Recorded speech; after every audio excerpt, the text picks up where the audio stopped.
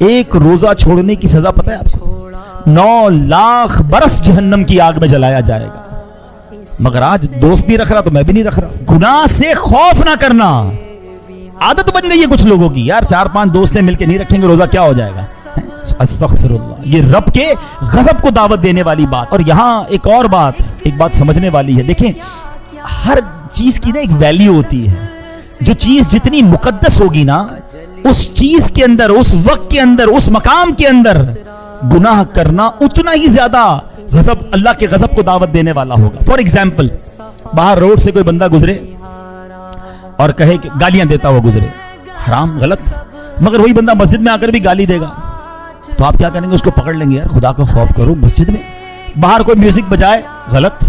مسجد میں آ کر یہ کام کرے گا، آپ اس کو پکڑ لیں گے. کیا ہو گیا؟ اللہ کے گھر میں رمضان میں گناہ، یہ اللہ کے غضب کو دعوت دینے والی بات ہے.